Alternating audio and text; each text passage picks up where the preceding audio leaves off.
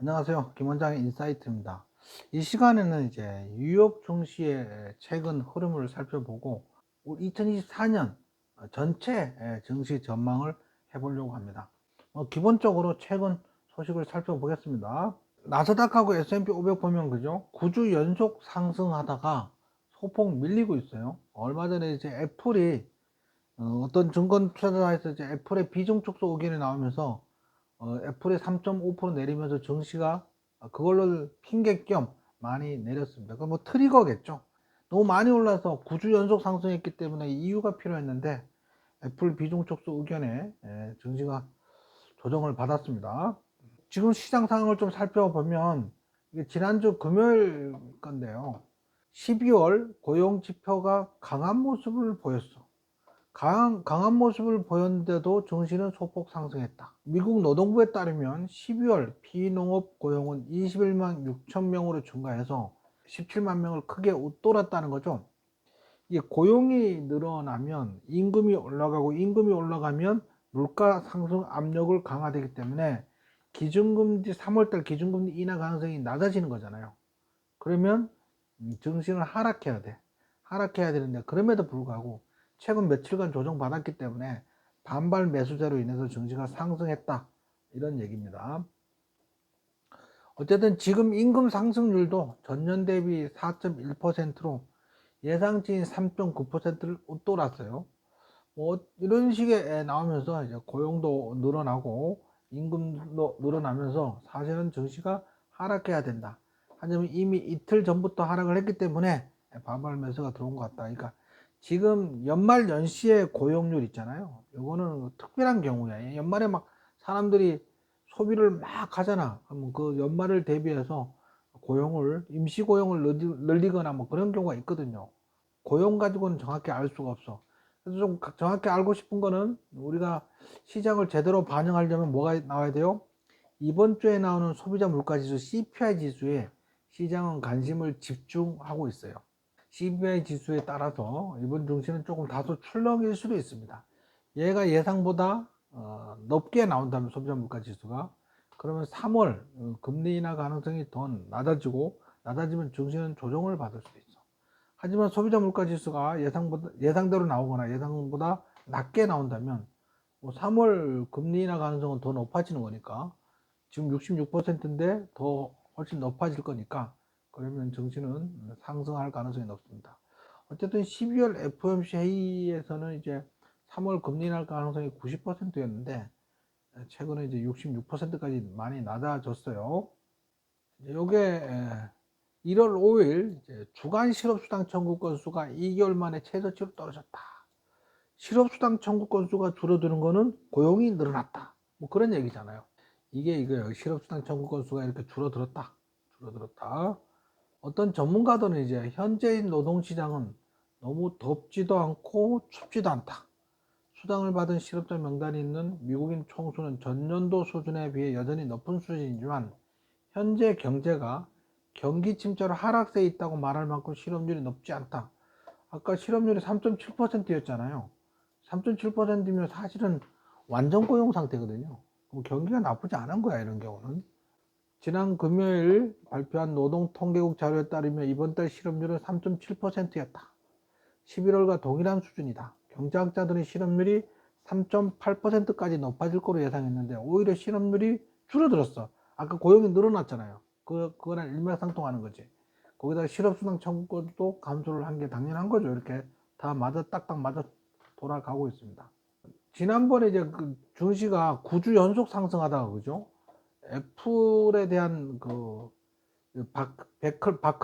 바클레이라는 투자 자산 운용사가 얘가 좀 보수적인 의견을 주로 내는 증권사인데 얘가 애플의 비중 축소 의견을 냈어.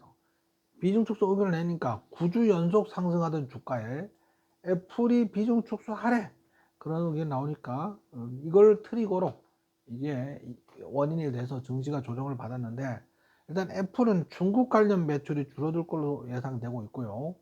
그에 여러 가지로 요번에 나온 아이폰 15가 굉장히 부진하대요, 판매량이. 그래서 저는 이제 여러 번 말씀드리고 있는데 스티브 잡스 없는 애플은 안 꼽는 찐빵이다 이런 표현을 여러 번 썼어요. 스티브 잡스가 굉장히 혁신적이잖아, 그죠? 근데 이제 팀 쿡은 현상 유지나 혁신적인 인물은 아니잖아. 그래서 저는 이 애플에 있는 이 나뭇잎, 말라 비틀어진 나뭇잎이 앞으로 애플의 전망이다. 이 사진이 기가 막히게 사진을 뽑았다. 이렇게 예상하고 있습니다. 일단 아이폰이 새로운 게 없다는 거야. 그래서 판매량이 굉장히 부진하고 그러겠죠. 그래서 저는 이제 애플에 대한 투자는 가급적이면 안 하는 게 좋다. 이렇게 생각합니다. 만약 배당만 노린다면 뭐 괜찮을 수 있어요. 매달 들어오는 현금이 굉장히 크기 때문에 배당만 노린다면 그런데 뭐 새로운 투자는 안 하니까 배당을 많이 할 수도 있지만 하지만 성장성, 주가 상승으로 따진다면 애플은 좀 좋지 않다 이렇게 예상됩니다. 애플은 지난해 초부터 수요 둔화 문제로 고군분투 해왔으며 연말 연시 분기 매출이 월스트리트 예상치보다 낮을 것으로 예상했다. 예산은 중국 내 소비 지출 부진과 현지 경쟁사인 하웨이의 부활로 중국 내 수요 약세를 겪고 있다. 크마에 따르면 애플은 새로운 애플워치와 미국 달러 강세와 관련된 지속적인 특허 분쟁으로 인해 역풍에 직면하고 있다.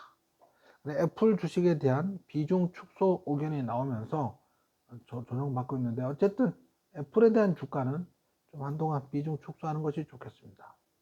자, 이번 얘기는 이제 12월 FOMC 회의에 대한 의사록 공개가 되면서 의사록에 우리는 3월 달에 기준금리 인하할 거라고 얘기했잖아요.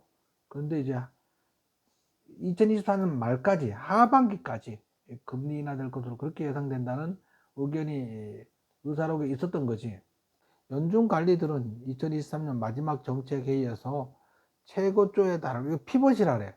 금리가 올라가는데 더 이상 올라가진 않을 거라는 거지. 고점을 찍었을 거라는 거지. 이 피벗은 맞다는 거야. 피벗. 이거는 맞다는 거야. 하지만 언제 주가가 언제 금리가 내릴 것인지에 대한 것은 너무 빠르다는 거지. 당장 뭐 3분기 때 내린다고 생각하는 것은 좀 빠르다. 중앙은행이 발표한 회의록에 따르면 거의 모두가 2024년 말까지 금리 인하를 할 것이 적절하다고 얘기를 하는 거죠. 회의록에 따르면 인플레이션이 분명히 위원회의 목표를 향해 지속적으로 하락할 때까지 정책이 한동안 제한적인 입장을 유지하는 것이 적절하다는 점을 재확인했다. 이렇게 얘기를 하면서 제가 생각할 때는 이제 그 연준에서는 좀 보수적으로 의견을 내는 것 같고요. 내는 것 같고 시장에서는 일단 뭐 회의 직후에는 막 3월달 기준금리 인하 가능성을 90%까지 봤어, 그죠? 근데 지금 이제 66%까지 떨어졌어요. 이제 이걸 가지고 요약을 했다 보면 S&P 500은 지수는 9주 연속 상승한 산타랠리 이후에 연초부터 2, 3일간 하락했다. 그 트리거는 애플의 부진이 애플의 비중 축소, 애플의 매출 감소, 아이폰 15의 부진 뭐 이런 것들이 트리거로 작용했다. 고용 지표는 예상보다 높게 나오면서 3월 금리 인하 가능성이 90%에서 66%로 낮아졌다. 이번 주 발표하는 소비자 물가 지수 CPI 지수에 시장 관심이 집중되고 있다. 소비자 물가 지수가 예상보다 높게 나온다면 증시는 기준금리 인하 가능성이 더 낮아지면서 증시는 조정을 받을 거고 소비자 물가 지수가 예상보다 낮게 나온다면 증시는 다시 한번 강한 상승세를 연출할 가능성이 많습니다. 요번에 이제 소비자 물가 지수가 어떻게 나올지 이번 주 나오는데 이거에 대해서는 뭐 시장에서 의견이 분분하고 있어서 어떤 게 맞는지는 정확히 예상하기가 좀 쉽진 않습니다. 그런데 이제 연말에 저게 막 늘어나잖아요. 매출이 막 늘어나고 막 그러니까 소비자 물가 지수가 높게 나올 가능성도 배제할 수는 없겠죠. 블랙 프라이데이와 크리스마스와 연말에 미국은 이제 선물을 주고받는 게 굉장히 큰가 봐요. 그러니까 매출이 늘어날 거니까 소비자 물가 지수가 높게 나올 수도 있습니다. 예상보다.